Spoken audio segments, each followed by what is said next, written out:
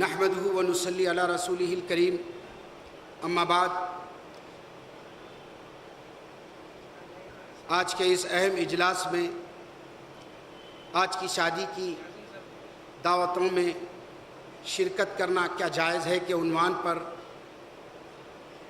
آپ تمام کا استقبال کرتا ہوں۔ النکاح من سنتی، نکاح میری سنت ہے، میرے طریقے پر نکاح کرو گے تو میں تمہارے آدھے ایمان کی ضمانت دیتا ہوں، باقی آدھے ایمان کے لیے اپنے رب سے ڈرتے رہو۔ جلسے کے انعقاد کا اہم مقصد یہ ہے کہ امت کو حضور صلی اللہ علیہ وسلم کی اطاعت پر پابند کرنا، منہج نبوی صلی اللہ علیہ وسلم کے عمل کے مطابق نکاح کرنا، باطل طریقے سے نکاح کرنے والی باطل قوتوں سے پنجہ آزمائی کے لیے ہر دم ہر وقت تیار رہنا، کیونکہ دجالی تہذیب ابلیسی قوت نے معاشرے پر اپنا پورا رعب جما چکی ہے، جس کے آگے اچھے اخلاق حسنہ کے مضبوط قلعے اور علم و عمل اور تقوی کے پہاڑ جیسی شخصیات بھی معاشرے کے آگے سجدہ ریز نظر آتی ہیں۔ نکاح کو اتنا آسان بناؤ کہ زنا مشکل ہو جائے۔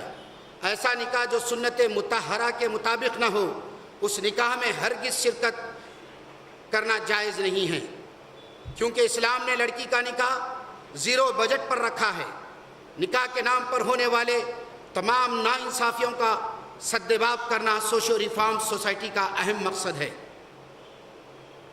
ہم نے اپنے نبی کی تعلیمات سے دوری کی وجہ ہم سب اپنا وقار کھو چکے ہیں۔ نکاح کی سنت کے قیام سے کھویا ہوا وقار ہم دوبارہ حاصل کر سکتے ہیں۔ اگر کوئی انعمت علیہم کے انعام یافتہ بندوں کے رنگ ڈھنگ میں ڈھلنا چاہتا ہے، اس راستے کو اپنانا چاہتا ہے، اس راستے پر چلنا چاہتا ہے، تو اسے چاہیے کہ آج کی شادیوں کا مکمل بائیکاٹ کرے۔ اگر کوئی سمجھتا ہے کہ آج کی شادیوں میں شرکت بھی کر رہا ہوں اور میں سیدھے راستوں پر ہوں، تو وہ سری غلطی کر رہا ہے اور اس کو سمجھنے کی سخت ضرورت ہے۔ اگر آپ سیدھے راستے پر چلنا چاہتے ہیں، انعام یافتہ بندوں کے راستے پہ چلنا چاہتے ہیں، تو آج کی شادیوں سے بائیکاٹ کرنا آپ پر لازم و ملزوم ہے۔ اس کے علاوہ شادیوں کے اندر پنپنے والے فتنوں کو ہم ہرگز دفع نہیں کر سکتے۔ اگر کوئی کہتا ہے کہ میں شرکت کروں گا اور سیدھے راستے پر بھی رہوں گا، تو یہ اس کی خام خیالی ہے، یہ دھوکے میں ہے، یہ شیطانی چال میں پھنسا ہوا ہے، شیطانی ابلیسی طاغوتی قوتوں کے اس میں وہ گھرا ہوا ہے۔ محترم سامعین کرام، آج کی شادیوں کا مکمل بائیکاٹ کریں۔ اگر کوئی فتنہ و فساد، سود، رشوت، کسی کا کوئی طریقہ، عرف، رسم و رواج اور باطل طریقوں سے بچنا چاہتا ہے، تو وہ ہمیں سوشو ریفارم سوسائٹی کے موقف کو اپنانا ہوگا، چونکہ اس موقف میں اعلیٰ مقاصد اور کامیابی کی راہیں پنہاں ہیں۔ اس تحریک میں امت کا اتحاد ہے، اور اس تحریک کو اپنانے سے اسراف و تبذیر سے حفاظت ہوگی اور گناہوں سے بچنے کا ذریعہ ہوگا۔ ہاں، اگر آپ کامیابی کی حقیقت چاہتے ہو، کھوئی ہوئی عزت حاصل کرنا چاہتے ہو، ہاں اپنے سوئے ہوئے ضمیروں کو جگاؤ۔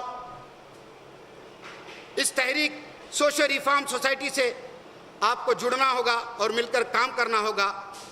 حاضرین باتمکین، دین کی اصل اور اس کی جڑوں کو جاننا چاہتے ہو، دین، قوم و ملت کی سربلندی، ترقی و کامیابی چاہتے ہو، تو آج کی شادیوں کا مکمل بائیکاٹ اور اس کی اہمیت کو سمجھنے پر زور دینا ہوگا۔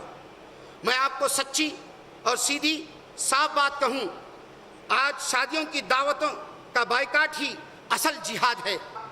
آج ہم من مانی لاکھوں کروڑوں روپیوں کی شادیوں میں شرکت کرتے ہیں، چہروں پہ داڑھیاں بھی سجائے ہوئے ہیں، سروں پہ ٹوپیاں بھی لگائے ہوئے ہیں، اور بڑی یونیورسٹیوں سے ڈگریاں بھی حاصل کیے ہوئے ہیں، اور جامعات سے فارغ بھی ہیں، قرآن کو بھی اپنے سینوں میں محفوظ رکھتے ہیں، لیکن اس کے باوجود ایسی شادیوں میں بلا جھجک اور بلا روک و ٹوک کے، بلا خوف کے شرکت کرنے لگتے ہیں۔ ہمیں اگر اپنی ذمہ داریوں سے ذرا بھی ہمیں احساس ہے، تو ایسی شادیوں میں شرکت سے ہم کو پرہیز کرنا چاہیے۔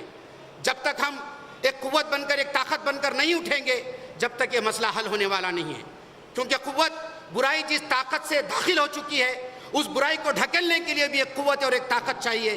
اگر آپ سمجھنا چاہتے ہیں بائیکاٹ کیوں ضروری ہے تو سب سے پہلے یاد رکھیں، جھوٹ، بھیک، رشوت، سود، حرام کے لقمے جو چور دروازوں کے ذریعے سے کھول رکھے ہیں، نکاح کے گرد و پیش کے معاملات کی چھان بین کرنی ہوگی اور ایک تحقیقی نظر ڈالنی ہوگی، تب جا کر بائیکاٹ کی حقیقت اور مقصد کو ہم سمجھ سکتے ہیں۔